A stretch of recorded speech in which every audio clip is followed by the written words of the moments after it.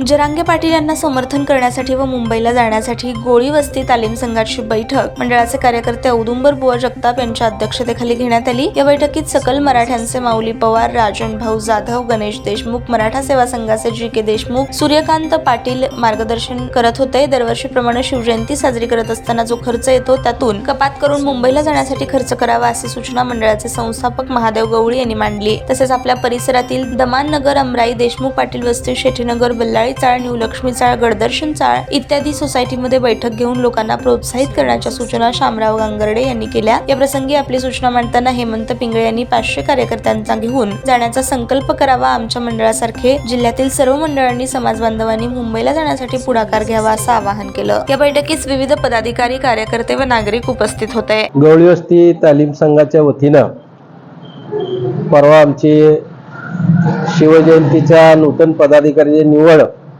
व मराठा समाजाच्या मुंबईला जाण्याच्या तयारीची बैठक पार पडली। यावर्षी छत्रपती शिवाजी महाराजांचा 2024चा उत्सव साजरा करत असताना खर्चाला फाटा देत दरवर्षी आमच्या शिवजयंतीला साधारण 3.5 ते 4 लाख रुपये खर्च येतो। तो खर्च वाचवून किंवा शिवजयंती हे साध्या प्रमाणात साजरी करून उरलेला पैसा जो आमचा मंडळाचा आहे तो पैसा आम्ही मुंबईला जाण्यासाठी खर्च करणार आहोत।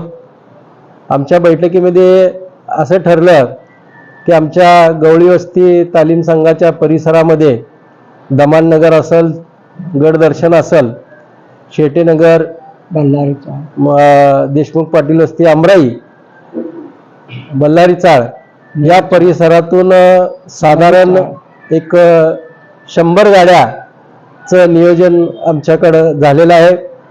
आज आम्ही तयारी करत असताना आमचा भार सकल मराठाचा जे सेंट्रल व्यवस्था आहे त्यांच्यावर न टाकता आम्ही स्वतः तो खर्च उचलणार आहेत। याच पद्धतीनं सोलापूर जिल्ह्यातल्या सगळ्या तरुण मंडळाला अशी विनंती आहे की गवळी वस्ती संघाच्या मार्फत की आपण सुद्धा आपला स्वतःचा खर्च स्वतः करून मुंबईकडे आरक्षणाच्या मुद्द्यासाठी आपण यावं। आज जर आपण आलो नाही तर आपल्यासारखा करंटा आपणच म्हणू। खरं तर पाहता आरक्षणाची गरज हे आपल्या सगळ्यांना आहे आणि या आरक्षणाची आपल्या मुलांना, आपल्या नातवांना होणार आहे, याच्यासाठी आपण याच्यात सहभाग असला पाहिजे। ताज्या बातम्या पाहण्यासाठी प्राईम महाराष्ट्र न्यूज चॅनलला सबस्क्राईब करा।